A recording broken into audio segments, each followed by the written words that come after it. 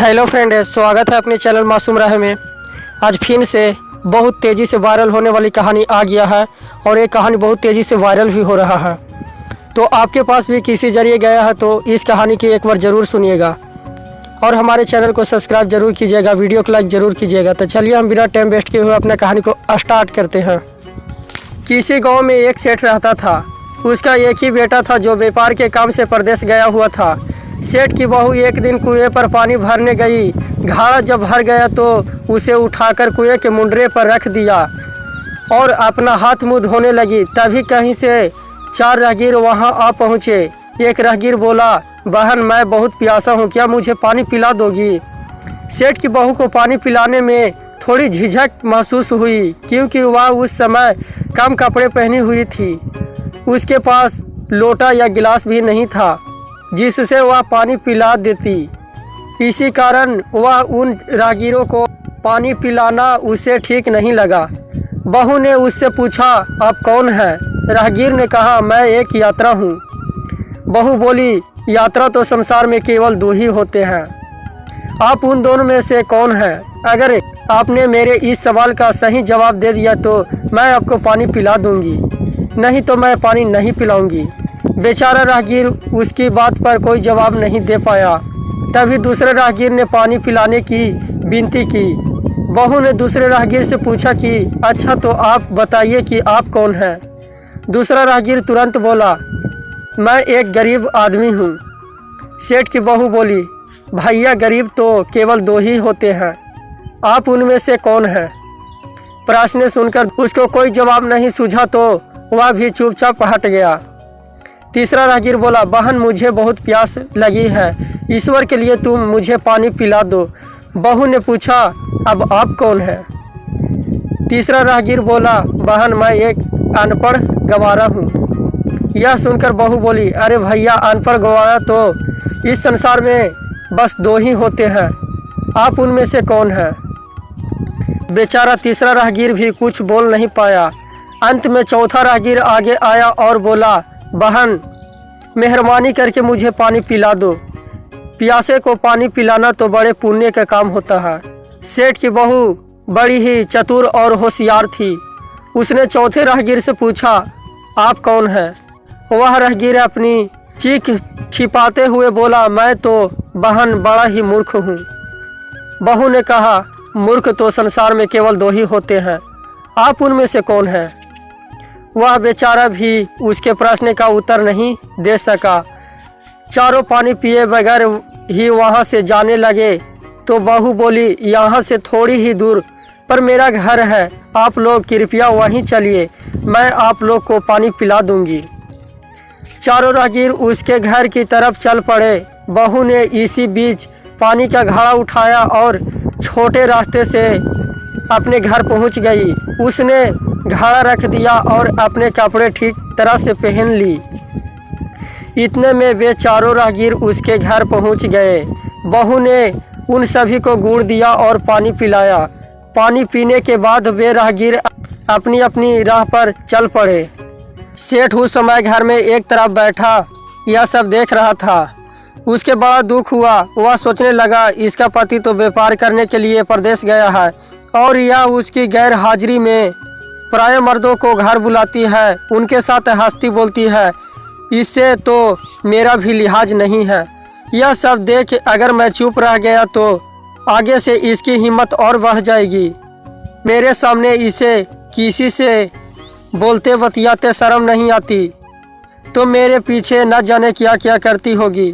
फिर एक बात यह भी है कि बीमारी कोई अपने आप ठीक नहीं होती, उसके लिए वैद्य के पास जाना पड़ता है। क्यों न इसका फैसला राजा पर ही छोड़ देता हूँ। यही सोचता हुआ सीधा राजा के पास जा पहुँचा और अपनी परेशानी बताई। सेठ की सारी बात सुनकर राजा ने उसी वक्त बहू को बुलाने के लिए सिपाही को बुलावा भेजे और उनसे कहा, तुरंत सेठ की बहू को राज्यसभा में उपस्थित किया जाए। राजा के सिपाहियों को अपने घर पर आया देख उससे सेठ की पत्नी ने अपनी बहू से पूछा, क्या बात है बहू रानी, क्या तुम्हारी किसी से कहा सुनी हो गई थी जो उसकी शिकायत पर राजा ने तुम्हें बुलाने के लिए सिपाही भेज दिया। बहू ने सास की चिंता को दूर करते हुए कहा, नहीं सासू माँ, मेरी किसी से कोई कहा सुनी नहीं हुई है, आप जरा भी फिक्र न करें। सास को आश्वस्त कर वह सिपाही से बोली, तुम पहले अपने राजा से यह पूछकर आओ कि उन्होंने मुझे किस रूप में बुलाया है, बहन, बेटी या फिर बहू के रूप में। किस रूप में मैं उनकी राजसभा में मैं आऊं। बहू की बात सुनकर सिपाही वापस चले गए। उन्होंने राजा को सारी बात बताई। राजा ने तुरंत आदेश दिया कि पालकी लेकर जाओ और कहना कि उसे बहू के रूप में बुलाया गया है।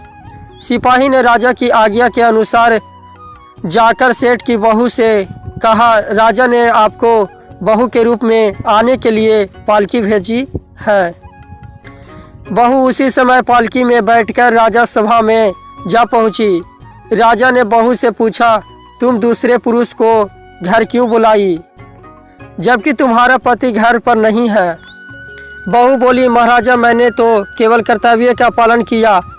प्यासे पतियों को पानी पिलाना कोई अपराध नहीं है, यह हर गृहिणी का कर्तव्य है। जब मैं कुएं पर पानी भरने गई थी तब तन पर मेरे कपड़े अजनबियों के सम्मुख उपस्थित होने के अनुरूप नहीं थे, इसी कारण उन राहगीरों को कुएं पर पानी नहीं पिलाया। उन्हें बड़ी प्यास लगी थी और मैं उन्हें पानी पिलाना चाहती थी, इसीलिए उनसे मैंने मुश्किल प्रश्न पूछा और जब वे उनका उत्तर न दे पाए तो उन्हें घर बुला लाया। घर पहुंचकर ही उन्हें पानी पिलाना चाहती थी। राजा को बहू की बात ठीक लगी। राजा को उन प्रश्नों के बारे में जानने की बड़ी उत्सुकता हुई जो बहू ने चारों राहगीरों से पूछे थे। राजा ने सेठ की बहू से कहा, भला मैं भी तो सुनूं कि वे कौन से प्रश्न थे जिनका उत्तर वे लोग न दे पाए। बहू ने तब वे सभी प्रश्न दोहरा दिए। बहू के प्रश्न सुन राजा और सभासद चकित रह गए। फिर राजा ने उससे कहा, तुम खुद ही इन प्रश्नों के उत्तर दो, हम अब तुमसे यह जानना चाहते हैं। बहू बोली, महाराजा, मेरे दृष्टि में पहले प्रश्न का उत्तर है कि संसार में सिर्फ दो ही यात्रा है, सूर्य और चंद्रमा। मेरे दूसरे प्रश्न का उत्तर है कि बहू और गाय इस पृथ्वी पर ऐसे दो प्राणी हैं जो गरीब हैं। अब मैं तीसरी प्रश्न का उत्तर सुनाती हूँ। महाराजा, हर इंसान के साथ हमेशा अनपढ़ गवारा की तरह जो हमेशा चलते रहते हैं वे है भोजन और पानी। चौथे आदमी ने कहा था कि वह मूर्ख है और जब मैंने उससे पूछा कि मूर्ख तो दो ही होते हैं, तुम उनमें से कौन से मूर्ख हो, तो वह उत्तर न दे पाया। इतना कहकर वह चुप हो गई। राजा ने बड़े आश्चर्य से पूछा, क्या तुम्हारी नज़र में इस संसार में सिर्फ दो ही मूर्ख हैं? बहू बोली, हाँ महाराजा, इस घड़ी इस समय मेरे नज़र में सिर्फ दो ही मूर्ख हैं।